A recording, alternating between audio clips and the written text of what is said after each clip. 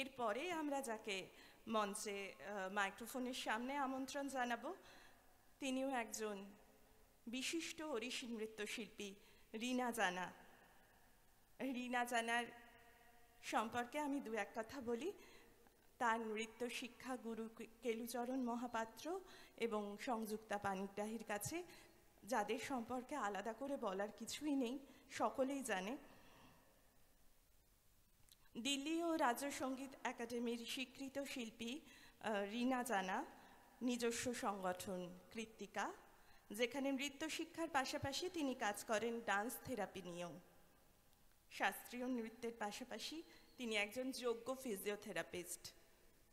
অনেক পুরস্কার রয়েছে তার ঝুলিতে, তাদের মধ্যে অন্যতম কিছু পুরস্কার আপনাদের বলি: শ্রী রঙ্গমণি পুরস্কার, সংযুক্তা পানিগ্রাহী সম্মান পুরস্কার, শ্রীক্ষেত্র নৃত্যশ্রী সম্মান, কৃষ্টি শ্রীরঙ্গম সম্মান, নৃত্য বিদুষী সম্মান, এরকম নানা পুরস্কারে ভূষিত হয়েছেন এই বিশিষ্ট নৃত্যশিল্পী।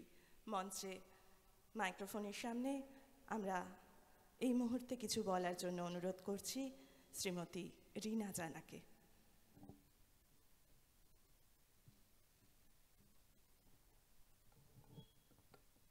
নমস্কার, শুভ সন্ধ্যা। আন্তর্জাতিক নারী দিবসে শুধু নারী নয়, তাদের পাশে যারা রয়েছেন নারীদের এগিয়ে দেওয়ার জন্য প্রত্যেককেই আমার অনেক আন্তরিক শ্রদ্ধা, ভালোবাসা এবং নমস্কার।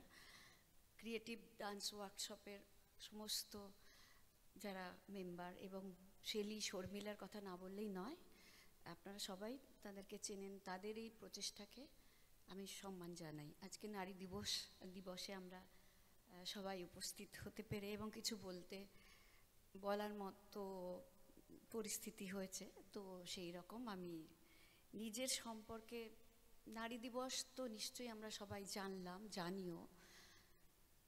শুধু নারীরা তো কিছু করতে পারবে না, সমাজের প্রত্যেকটি মানুষকে এগিয়ে আসতে হবে, সেটা আমরা জানি। এবং এই প্রক্রিয়া আজকে তো হয়নি, দীর্ঘদিন ধরে চলছে এবং চলতে চলতে 1917 সাল কি তারও আগের থেকে যে ডাটাগুলো আমরা পেলাম, তো এটা কিন্তু চলেছে। এর নারীদের অনেক উন্নতি হয়েছে, পজিটিভ কথাটাই বলছি, এবং আরও এগোতে হবে।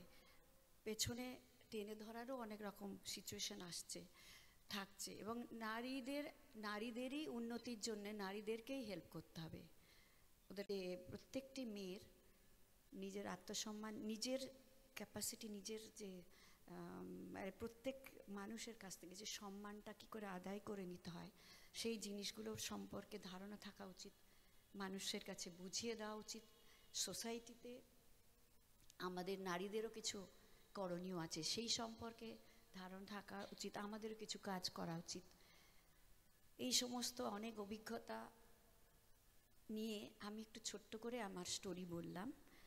জীবনে যদি কিছু কাজ করতে হয়, সেই জেদ থাকা দরকার, এবং ধারে পাশে অনেক কিছু আসবে, কিন্তু একভাবে এগোতে হয়।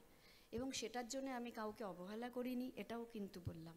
বাড়ির কাউকে অবহেলা করিনি, কিচ্ছু করিনি। আমি কিন্তু টিল নাও সব কিছু দেখি, সব কিছু করি, কিন্তু আমার কাজটাও করি। এইটুকু বুঝিয়ে দিয়েছি যে আমার কাজটাও কাজ, আমিও কিন্তু একটা কাজ করি, আমাকেও কিন্তু টাইম দিতে হবে, আমিও তোমাদের টাইম দিচ্ছি। তো সব কিছুই সবাইকে নিয়েই সমাজ। আমি শুধু কাজ করবো আর কারোরটা দেখবো না, সেটাও হবে না।